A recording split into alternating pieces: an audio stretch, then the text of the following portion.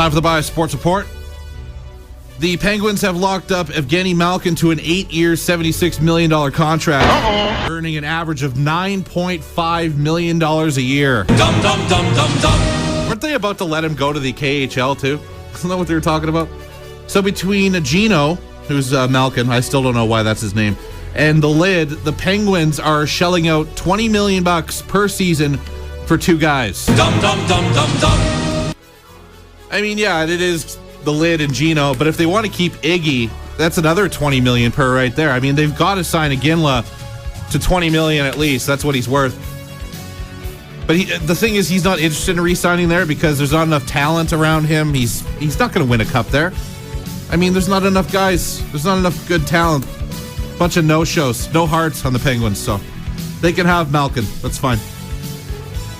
Great game last night. Here's an interesting stat. Jagr, who last won a cup 20 years ago. Remember, he had a mullet, and it was a sick mullet, too. It was beautiful.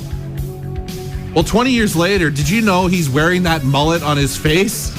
Right? Have you seen that beard? Yeah. That thing's tremendous. It's like, I don't know what it's like a mullet on his face. It's like mutton chops and a handlebar. I don't know what that thing's supposed to be, but it's fantastic.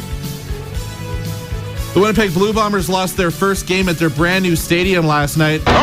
And Bomber fans aren't really upset about the loss because it was only preseason.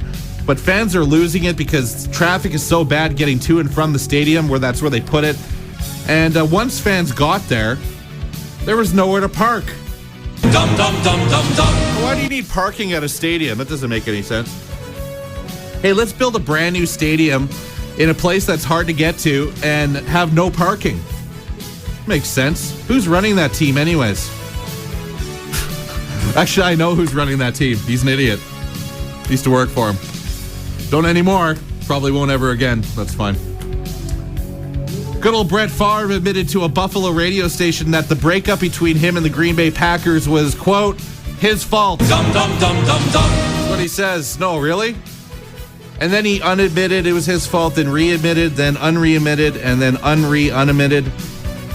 Quote, I was at fault, but I feel that both sides had part in it. End quote.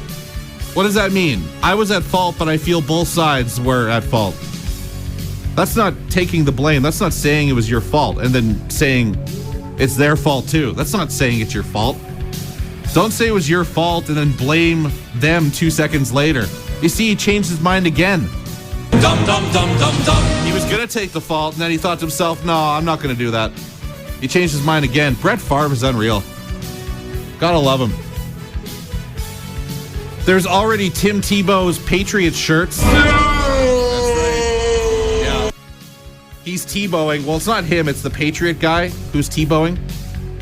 Expect those in a third world country in about 3 months when they cut him from the team, basically. The Tebowing Patriot guy is wearing the number 5 on the shirts.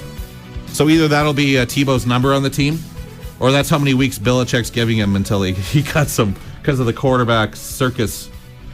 And SUNshine Girl Erin is 6 feet tall and likes tall men. Well then, Erin, you can call me Kareem Abdul-Jabbar.